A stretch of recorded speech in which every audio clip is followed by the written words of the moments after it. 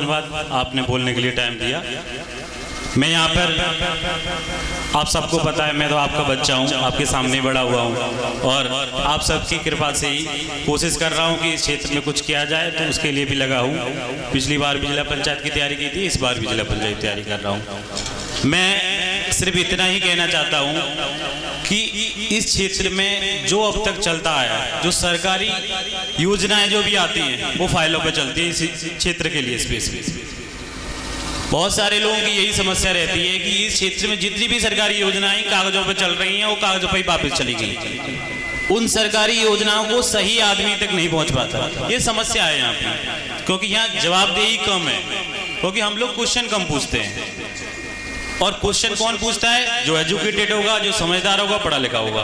तो हमारे यहाँ के जितने भी लोग हैं वो थोड़ा पढ़ने पे भी ध्यान देंगे। जैसे हमारे यहाँ के अभी एजुकेशन के नाम पर बहुत सारे स्कूल्स भी हमारे यहाँ कोशिश की जाती है, तैयारी भी करते हैं बहुत सारे लोग जो पढ़े लिखे हैं और जवाबदेही मांगे।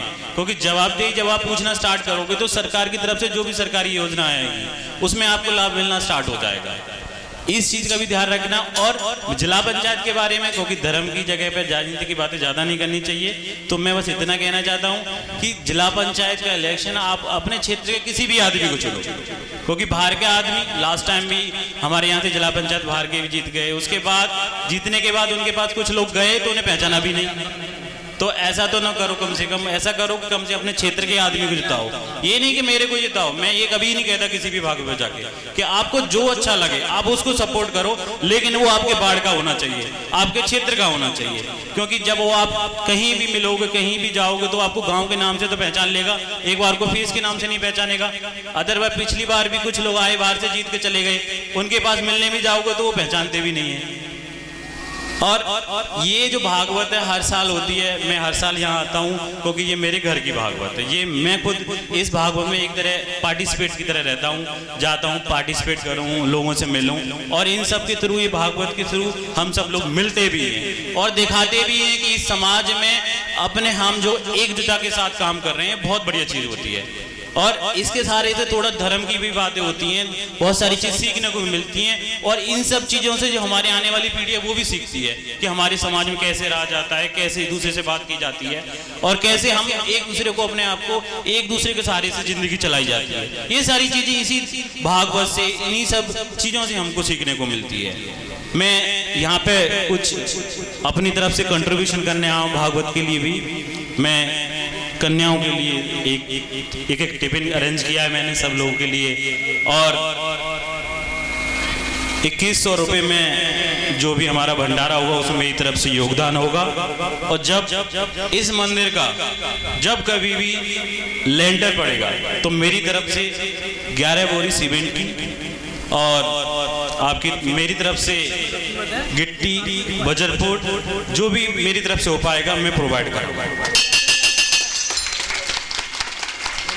ये सारी चीजें मैं हारूं या जीतूं मैं फिर भी दूंगा। ऐसा नहीं कि मैं जीतूं तो ही दूं, ऐसा नहीं है, क्योंकि ये मेरा घर का मंदिर है। मैं चाहता हूं जितना ज्यादा वो समाज के लिए जितना ज्यादा कंट्रीब्यूशन कर पाओ करो, क्योंकि जिंदगी का कोई भरोसा नहीं होता कब कौन सा दिन आखिरी हो।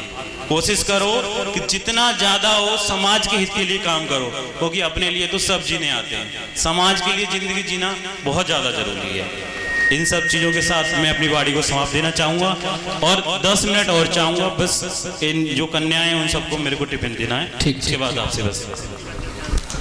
कलश वाली कन्याएं इधर से आ जाओ, लाइन लगाए।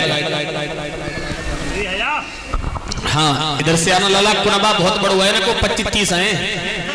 हाँ खैर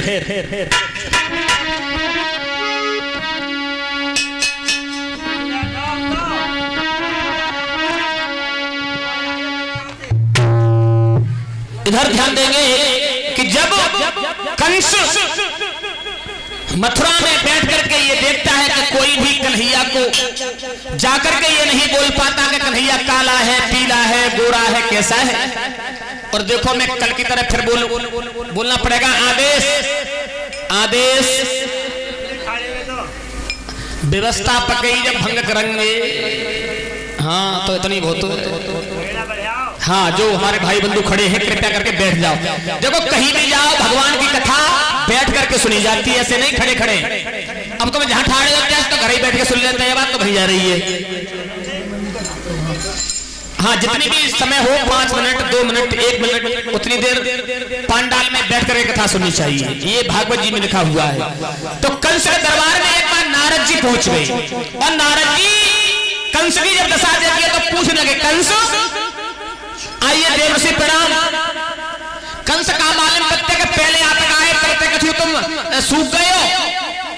महाराज सूख गए, रात में नींद ना आए, दिन में चैन ना आए, कछु बात बनी हमारा काल पैदा हो गया गोकुल में, और वो नंद नाम का ग्वाला वृंदावन एक गांव नया बसा लिया, तो फिर किसी को भेजा नहीं।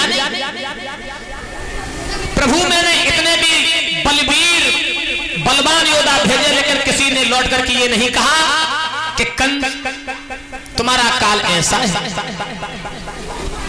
आज देवर्षि नारद कह रहे हैं कि आज हम तुम्हें ऐसी अकल बता के जाएंगे कि न रहेगा बांस और न बजेगी। बहुत सरल उपाय। कौन सा? तो जवाब दिया कि तुम अपने यहाँ पर एक धनुष की रचना करो, निमंत्रण दे दो और उसमें कृष्ण बलराम को निमंत्रण में अपने घर बुला लो, और जब तुम्हारे घर में आ जाएंगे तो जैसे चाहे तैसे मार देना।